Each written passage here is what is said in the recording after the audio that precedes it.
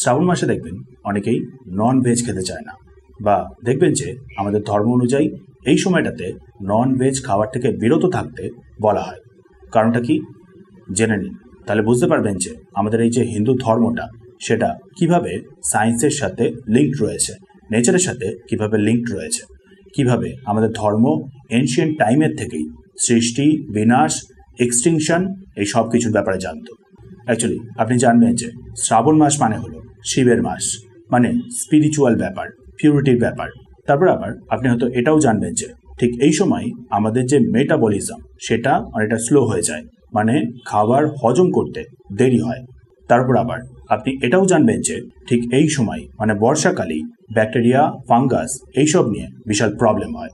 So এসব জিনিসগুলো তো অবশ্যই রয়েছে, বাট মেইন যে ব্যাপারটা সেটা হলো ব্রিডিং সিজন। অ্যাকচুয়ালি দেখুন, এই যে শ্রাবণ মাসের সময়টা মানে হচ্ছে বর্ষাকালের সময়টা, এই সময় পশু পাখিরা ব্রিডিং করে, মানে হচ্ছে পরের প্রজন্মকে তৈরি করে।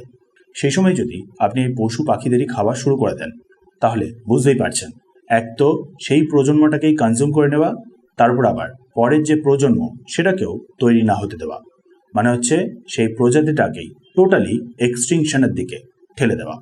আর ঠিক এই ব্যাপারটাকেই আমাদের ধর্ম এনশিয়েন্ট সময়ের থেকেই জানতো।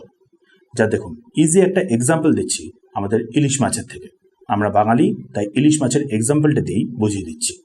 আপনি হয়তো জানবেন যে আমাদের যে বঙ্গোপসাগর সেইখানেই অ্যাকচুয়ালি এই ইলিশ মাছ পাওয়া যায়। বর্ষাকালের সময় পদ্মা, গঙ্গা এরকম হয়ে সোজা দিল্লি অবধিও এই ইলিশ মাছ পৌঁছে যেত এনশিয়েন্ট সময়। 1975-এর আগে অবধিও ঠিক এটাই হতো। দিয়ে তারপর অত দূর অবধিও পৌঁছে গিয়ে ডিম দিত, পরের প্রজন্মকে তৈরি করত। ধরেন এই সময় যদি আমাদের এই ভারতের মানুষরা এই ইলিশ মাছকেই খাওয়া শুরু করে দিত, তাহলে বুঝতেই পারছেন, এক তো সেই ইলিশ মাছের সেই সময়ের প্রজন্মটাকে একবারে কনজিউম করে নেওয়া, তারপর আবার পরের প্রজন্মটাকেও তৈরি না হতে দেওয়া, মানে এই যে ইলিশ মাছ সেটাকেই টোটালি এক্সটিংশনের দিকে ঠেলে দেওয়া। এটা আমাদের ভারতীয়রা ভালো মতনই জানতো।